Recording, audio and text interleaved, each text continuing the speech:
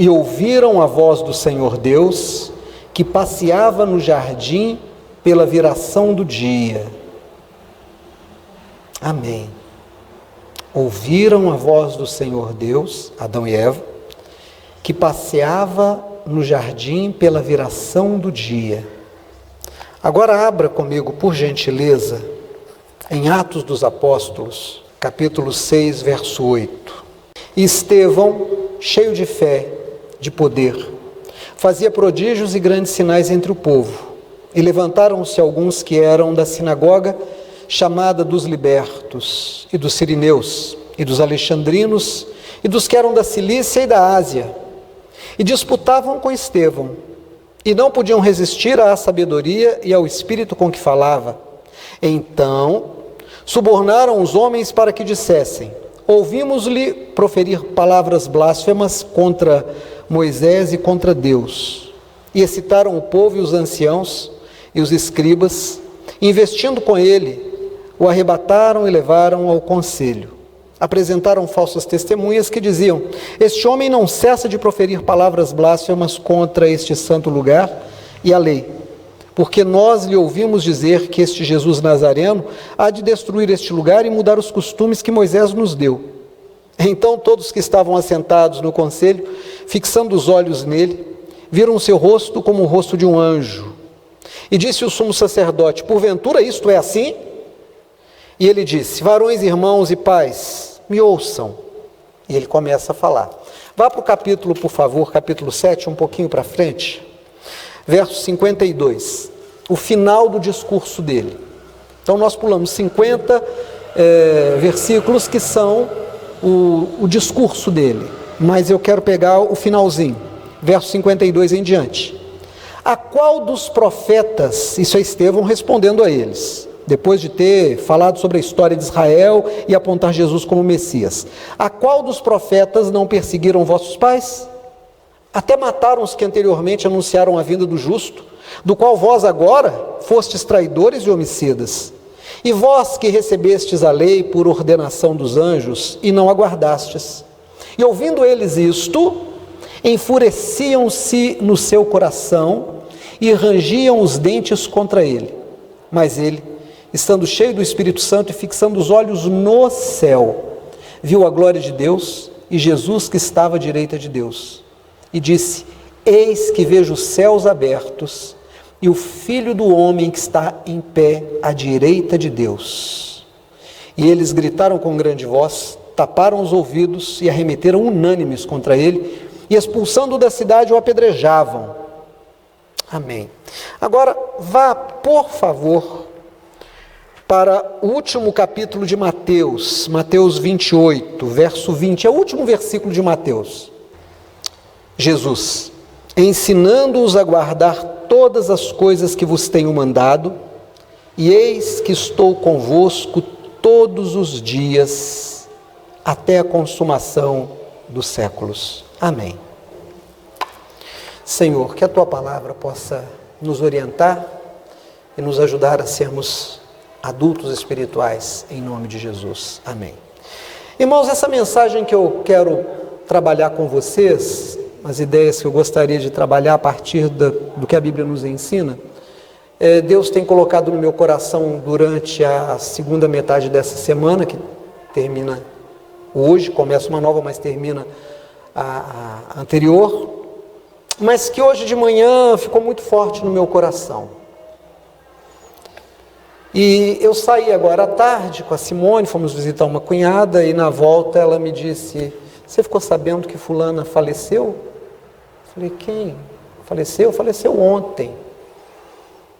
E foi uma pessoa que foi membro aqui da igreja, uma pessoa que teve uma doença séria, e eu pude acompanhar no ano passado, durante alguns meses, e foi muito bom o período que ela passou aqui.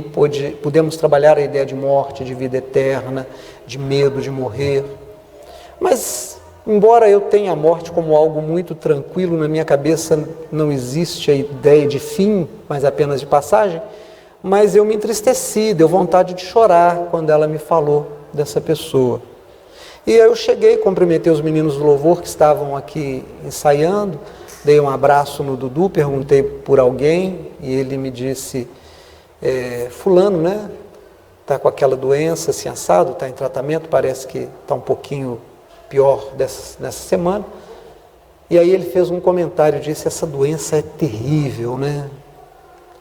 E eu disse para ele, mas a morte se justificará de alguma forma, por uma doença, por um acidente, por um crime, pela velhice. A morte precisa de um mecanismo para nos desligar do corpo. E aí o Dudu disse uma coisa que a gente ouve com frequência. E o Dudu disse, pastor, eu oro para que Deus me faça partir assim dormindo, né? Eu dou aquele suspiro dormindo, pronto, já estou do outro lado. Eu disse, Dudu, mas não nos é dado escolher. Não nos é dado. E cada experiência da vida é uma experiência didática, é uma experiência que nós precisamos para o nosso crescimento. Precisamos receber como Jó recebeu.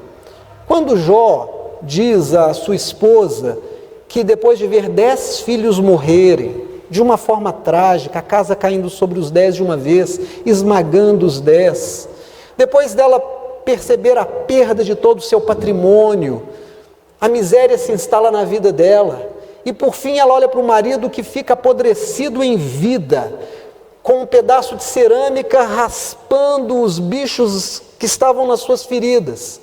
Ela enlouquece, ela fica louca. Eu ficaria, você ficaria. E quando ela diz para o seu marido, amaldiçoa Deus porque ele se esqueceu de você e morre, ele diz, falas como uma louca. Ele não estava acusando, ele estava constatando que ela estava louca. Ele disse, falas como uma louca. E aí ele se justifica na sua sanidade mental diante de toda a doença do seu corpo e de todas as tragédias que haviam se abatido sobre ele. Ele disse, recebi de Deus o bem, não receberei o mal. Irmãos, é interessante como nós somos infantis, como que o tempo decorrido da nossa fé quase sempre não nos amadurece, a ponto de Paulo escrever numa das suas cartas dizendo, atendendo o tempo decorrido, lá em Gálatas ele vai dizer isso, devia ser mestres. A gente continua com a infantilidade da criança que chega para o pai e diz, eu quero, no meu aniversário, eu quero uma festa, eu quero viajar, eu quero brinquedo. A gente quer de Deus só o melhor. Eu quero um bom casamento, eu quero uma boa casa, eu quero um bom emprego, eu quero dinheiro, eu quero saúde, eu quero juventude. Sabe aquele menino que você monta um prato para ele e o prato tem tudo, tem arroz, tem feijão, tem bife, tem salada. Aí ele come o bife e deixa o prato e diz, terminei, porque ele só come o que ele gosta. E se você puser batata frita, ele come o bife e a batata frita, mas não come o arroz, não come o feijão e não come a salada. Talvez você diga, lá em casa não é assim. Tá, não é assim, mas a maior parte das pessoas, das casas, as crianças costumam fazer essas coisas. A gente faz isso também. Deus nos dá uma coleção de experiências, todas necessárias a cada um de nós, cada uma delas customizada, cada uma delas balanceada para a nossa existência. Não há nada que venha para mim que não seja meu, não há nada que vá para você que não seja só seu. A experiência do outro, por mais bonita que seja, ou por pior que seja, não cabe na minha vida, mas a minha também não cabe na dele. Entender isso é amadurecer na fé e dizer como Jó, que diante de tanta graças, né? Todas as graças que Deus havia dado a ele, Deus desfez, Deus retirou. Ele não perde a sua sanidade espiritual. Ele diz, recebi de Deus o bem, receberei também o mal. A gente quer fazer a escolha de uma morte como um passarinho, né? E a gente tem que saber o que pede, porque você fala, Senhor, eu quero morrer como um passarinho, alguém te dá uma pedrada, né? Puf, como se fosse uma bodocada. Não, a gente não escolhe. Mas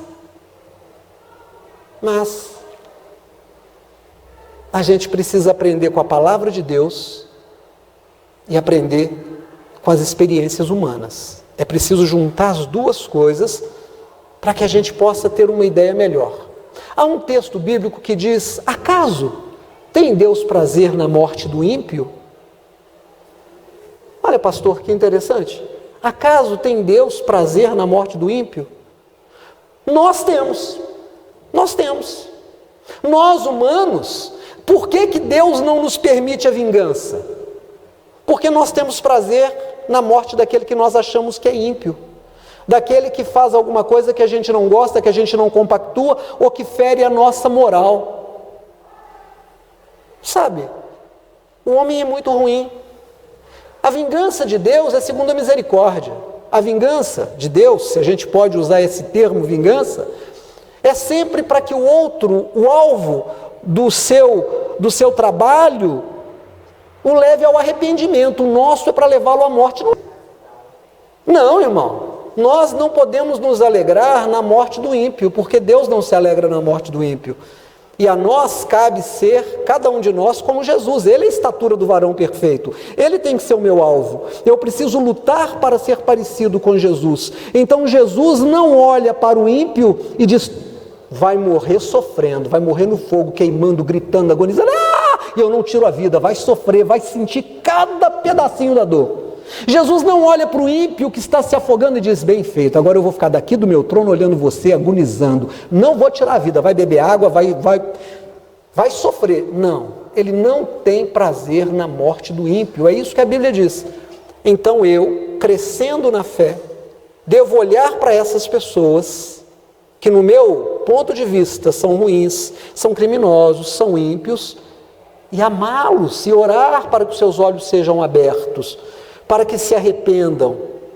Mas não é esse o tema que eu quero trabalhar. Eu uso como um ponto auxiliar para dizer para você: se Deus não tem prazer na morte do ímpio, teria Deus prazer na morte do justo?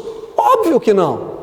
Se Deus não tem prazer na morte do criminoso, teria Deus prazer na morte dos seus filhos? Não.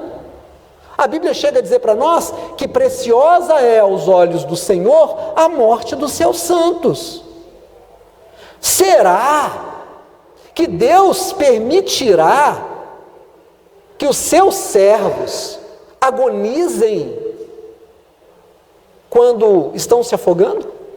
Será que Deus permitirá que num incêndio ou esmagados por uma coluna de concreto que caia sobre eles, como desabou aquele viaduto aqui na Pampulha uns anos atrás, sobre aquele micro-ônibus? Será que Deus vai dizer: é meu, é justo, eu vou ficar daqui olhando agonizar? Enquanto Ele não me chamar 7 vezes, tem que ser 7. Eu não socorro. 1, Senhor, me socorre. Senhor, está doendo. 2, Senhor, me ajuda. 3, 4. Não, Deus não faz isso, irmãos. A mente humana foi dotada de uma capacidade, de um dispositivo, diante de um sofrimento, ele desliga. A consciência se desliga do corpo. A consciência se desliga. A dor para de existir. A agonia para de existir. E nós temos algumas experiências, pessoas que passaram pelo que a ciência tem estudado há muitos anos, há pelo menos 100 anos, e na última metade do século XX, no começo do século XXI, essas pesquisas têm se acentuado bastante. São as experiências de quase morte. Você já ouviu falar de EQM, experiências de quase morte? As pessoas que passam pelas EQMs, as experiências de quase morte, normalmente relatam que, naquele momento do impacto da motocicleta com o caminhão, com o poste, no momento daquela batida, no momento em que caiu na água e começou a se afogar, no momento em que sentiu aquela dor no peito e de repente aquilo se desligou e ela está do outro lado, e ela sente-se do outro lado. Ela não fica ali agonizando, ela não fica ali sofrendo. E quais são os relatos que vêm dessa experiência, estão registrados pela ciência?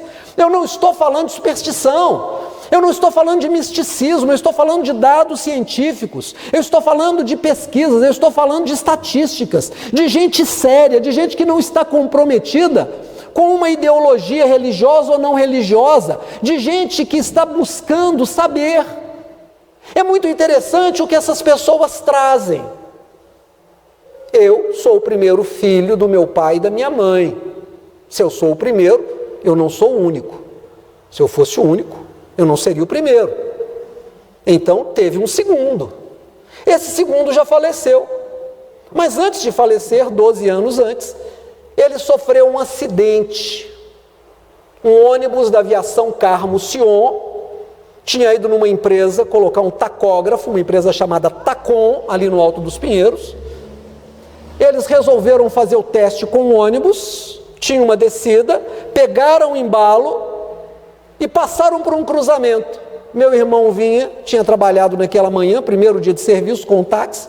Quando ele entra, o ônibus pega o lado do motorista, a toda velocidade, porque o cara estava testando o tacógrafo.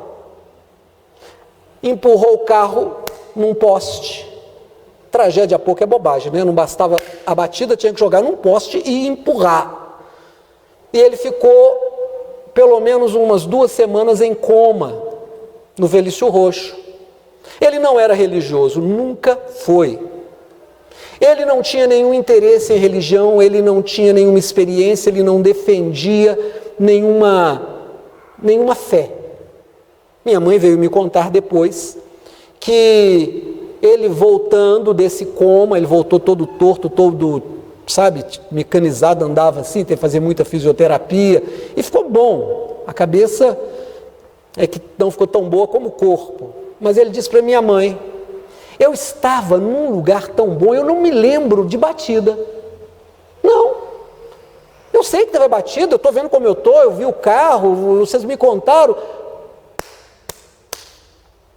Eu sei que eu estava num lugar maravilhoso, um lugar lindo, um lugar gostoso. E era tão bom estar lá. Eu sentia Deus em tudo. Mas de repente chegou para mim um moço muito bonito, todo de branco. E ele disse, você tem que voltar. E ele disse para esse moço, eu não quero voltar, eu quero ficar aqui com o mestre. Irmãos, essa palavra, eu quero ficar aqui com o mestre, não fazia parte da semântica dele, essa expressão. Ele nunca buscou mestre religioso, ele nunca buscou mestre filosófico. Mas ele trouxe essa experiência e disse, eu quero ficar aqui com o mestre. E aquele moço disse para ele, não, ainda não, você precisa voltar, porque tem que cumprir ainda algumas coisas na sua vida. E ele volta e fica 12 anos aqui e morre num acidente de motocicleta 12 anos depois. Salvo engano meu, um geólogo, professor da USP, fazendo umas palestras em Portugal, com um dos seus alunos de doutorado, está num carro e sofre um acidente. Ateu convicto. O carro que bate no carro dele, bate do lado dele. E ele disse, olha, eu não senti nada, eu não vi nada, mas eu fui para um lugar tão maravilhoso. A única coisa que eu sei é que havia tanto carinho, havia tanto amor, e eu só queria ficar lá. E de repente, uma voz que me era muito familiar, porque eu sou carioca, embora more em São Paulo há 30 anos, hoje 30 anos, mas a voz falava comigo com aquele sotaque do Rio, e eu tinha uma impressão de que era alguém muito ligado a mim, que veio e disse, eu sei que você quer ficar aqui, mas você ainda tem que viver algumas experiências, você ainda tem que crescer com algumas experiências, é preciso que você volte, você tem que passar por algumas provas. Ele disse, mas eu quero ficar, e a pessoa disse, você não pode ficar. E ele volta, e acorda no hospital, sendo tratado. A pessoa ainda disse para ele, não se preocupe, não ficará nenhuma sequela no seu corpo, nem na sua cabeça, você vai retomar a sua vida normalmente. Nada foi permitido que se quebrasse ou que se estragasse, mas você tem provas a passar. E ele volta, e ele disse, olha, eu não cria em Deus, eu não cria em nada, eu era um ateu. Hoje eu creio em Deus, não num Deus religioso, num Deus de uma cartilha, mas num Deus que controla o universo. Irmãos, por que eu estou lhes dizendo isso? Porque a nossa fé precisa dar a nós o que ele não conseguiu mesmo com essa experiência, que é nos assistir e saber que Deus é conosco. Ora, você vai dizer para mim, pastor, mas essa experiência é uma experiência que ficou nisso? A ciência apenas ficou com isso? Não, irmãos. A ciência conhece uma outra experiência além das EQMs, chamado fenômeno do terceiro homem. Foi observado naqueles alpinistas que estavam escalando o Everest, que em momentos de extrema dificuldade, quando estavam quase morrendo ou de frio ou porque estavam de pendurados, eles viam alguém chegando para eles, um homem, uma pessoa da sua história, uma pessoa da sua fé, que os assistia. A medicina, a ciência, não podendo explicar, desenvolveu a teoria do fenômeno do terceiro homem, que diz o seguinte: nos momentos em que você está quase morrendo, o seu cérebro, a sua mente, faz um esforço para que você consiga acreditar que vai dar certo e permite que você veja alguém dizendo para você: vai dar certo, não se preocupe. Foi observado o mesmo fenômeno em pesquisadores que estavam caminhando no Polo Sul e se perderam e ficaram quase à morte. Também tiveram essas experiências. Então veja que a medicina tem mais de uma experiência. Há mais uma experiência que os médicos, e você pode conversar se você tiver algum médico na família, se você tiver algum médico conhecido, não é diferente. Chama-se lucidez terminal. A medicina conhece como lucidez terminal. O que é a lucidez terminal? Aquela pessoa que teve um câncer, aquela pessoa que teve um AVC, aquela pessoa que tem um tumor no cérebro, aquela pessoa que está com Alzheimer, está muito mal, e de repente ela tem um florescer de vida, ela ganha força, e ela começa a conversar com alguém e deixa todo mundo num ambiente aterrorizado, porque ela começa a conversar com alguém que as pessoas não estão vendo. Ela recebe uma força extra e ela começa a conversar, e as pessoas a ouvem conversar com uma pessoa que elas não veem, mas que aquela pessoa está vendo. Isso pode durar alguns minutos, pode durar algumas horas, pode durar algumas semanas, e até gente que diz assim: não, agora vai sair dessa porque teve esse florescimento, teve essa energização, ganhou uma vida, passam uns dias, passam umas horas, aquela pessoa morre. Então chamam isso de lucidez terminal. A pessoa, ela tem essa experiência. O que foi que nós lemos na Bíblia? Porque você vai falar para mim: pastor, o senhor falou de EQM, lucidez terminal, falou do terceiro homem, mas o que isso tem a ver com o que nós lemos? Irmão, primeiro tem a ver sim em Gênesis. A Bíblia diz para nós que Deus criou Adão e Eva, colocou no jardim, mas Deus nunca os deixou sozinhos. Pela virada do dia, Deus vinha passear no jardim. Deus vinha olhar. Alguém aqui tem jardim em casa? Quem tem jardim em casa? Alguém aqui tem hortinha? Alguém tem uma hortinha? Não? Você tem uma hortinha? Mas é sua hortinha? Se a sua hortinha é a sua hortinha, você vai nela todo dia. Se você só plantou, mas ela não é a sua horta, você não se importa com ela, eu posso dizer que com certeza morre alguma coisa, nasce um matinho, você não tira, mas se você tem uma horta, se você gosta da sua hortinha, se você gosta da sua flor, se você gosta do seu pé de morango, se você gosta da sua covinha, você vem todo dia, e o dia que você vê um pulgão na sua couve, você fica desconcertado, você liga para a irmã e diz: o que é bom para matar pulgão? Olha, mas a gente está olhando aquilo que é nosso todo dia. Você tem cachorro? Quem tem cachorrinho e gosta do seu cachorrinho? Como é que você cuida do seu cachorro? Você sabe o dia que seu cachorro fica com a orelha para baixo, você fala: ele está doente. Você chama e ele não vem, ele está amuado. Você fica preocupado, você pega, leva no veterinário, você fica preocupado porque você ama. Você não tem dinheiro, chega no veterinário, o médico diz, temos que fazer uma chapa, temos que fazer uns exames. Você olha lá seu celular, olha o seu saldo, está negativo, você diz, pode fazer. Você entra no especial, aí o médico chega e diz, é sério, nós vamos ter que fazer uma cirurgia, vai ficar em quanto, doutor? R$2.000. Ai, meu Deus, pode fazer, doutor, porque você se preocupa. A Bíblia diz que Deus colocou Adão e Eva no jardim, e Deus vinha na virada do dia e dizia assim, deixa eu passar os olhos dos meus meninos, deixa eu ver como é que eles estão. E aí a Bíblia diz que Estevão, nós lemos em Atos, Estevão está fazendo a obra de Deus, isso incomoda. De repente, algumas pessoas ficam muito preocupadas e tomam uma decisão, precisamos neutralizar. Criam um gabinete do ódio lá entre eles e começam então a fazer fake news, começam então a espalhar mentiras contra Estevão. Ah, Estevão está dizendo que esse Jesus que ele serve vai derrubar o templo e vai acabar com os costumes que Moisés nos ensinou, vai subverter a ordem, precisamos dar um fim nesse homem, precisamos retirá-lo de circulação, vamos prendê-lo, no mínimo, o ideal é que a gente o mate, dá a palavra para ele. E aí deram a palavra para Estevão, Estevão começa a dizer, peraí, vocês estão me culpando porque eu prego Jesus? Deixa eu contar a história de Israel para vocês. Deus chamou Abraão e começa a contar a história de Israel até chegar em Jesus. Quando chega Jesus, diz, esse Jesus é aquele que Deus provou ser o Messias com sinais extraordinários.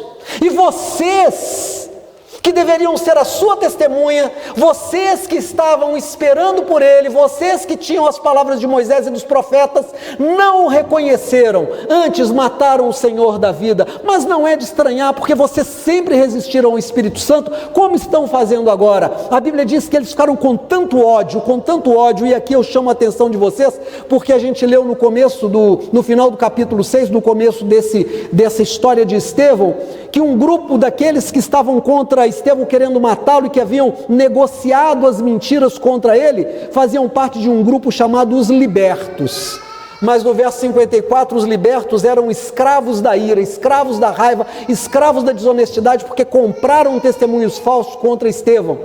E eles se arremeteram, se avançaram contra ele para matá-lo e o jogaram para fora daquele lugar e começaram a jogar pedras nele, mas antes que as pedras chegassem nele, a Bíblia diz que ele viu o céu aberto. Irmãos, olha que coisa extraordinária. A mente de Estevão foi desligada do corpo. A pedra ia bater na cabeça, ia bater nos ossos, quebrar osso, tirar sangue, mas ele não ia sentir dor, ele ia morrer.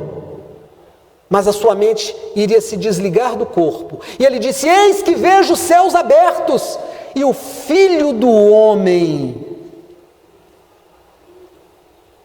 Muito parecido com uma experiência de EQM. Muito parecido com uma experiência do terceiro homem. Muito parecido com uma experiência da lucidez terminal. O que eu quero dizer para você em nome de Jesus? Que Deus não vai te deixar desamparado na hora da morte.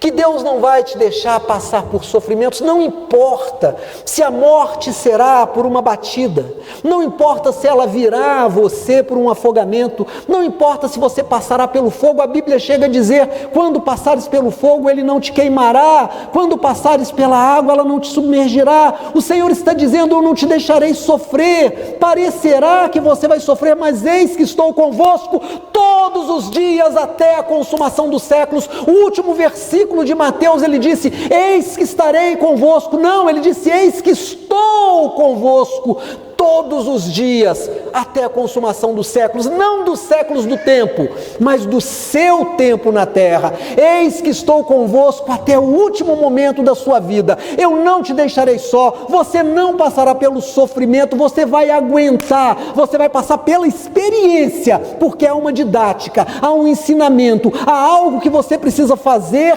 passar, aprender e se transformar. E em se transformando, confiando em mim, se entregando completamente a mim, eis que você entenderá que o outro lado é muito melhor do que esse, que o outro lado é um lado onde eu espero ansioso por você, porque eu te constituí colaborador de Deus. Essa é a expressão que Paulo usa. Amém, irmão? Então, eu vou dizer para você, não repita mais, eu tenho medo do jeito que eu vou morrer. Eu não tenho medo da morte, mas eu tenho medo do jeito que eu vou morrer. Não precisa ter medo do jeito que você vai morrer.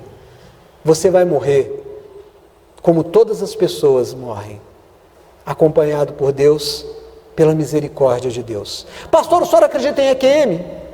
Não sei, estou pensando. O senhor acredita no terceiro homem? Não sei, estou pensando. O senhor acredita na lucidez terminal? Não sei, estou pensando. Eu acredito em Jesus. Para mim é o suficiente, porque Ele está comigo todos os dias. Se quiserem chamar a minha experiência com Jesus de EQM, bacana. Se quiserem chamar de terceiro homem, melhor ainda. Se quiserem chamar de lucidez terminal, irmão, pode dar o nome que você quiser. Eu dou o nome de Jesus, meu Salvador, aquele a quem eu entreguei a minha vida e em quem eu descanso. E Ele não me abandonará. E ainda que eu falhe, ainda que eu caio, Ele não depende de mim. Ele depende da fidelidade à palavra dEle. Ele segura na minha mão, mesmo quando eu quero largar, Ele segura no meu braço. Se eu largar a mão de Jesus, Ele me puxa pelo cabelo, mas Ele não vai esquecer de mim, porque Ele não pode voltar atrás da sua palavra, e nem com você. Deus não vai falhar com você. Conheça o Senhor, cresça na intimidade de Deus, e não tenha medo de pensar todas as experiências da vida e da ciência a partir da fé, porque Jesus é real. Fique de pé em nome do Senhor Jesus.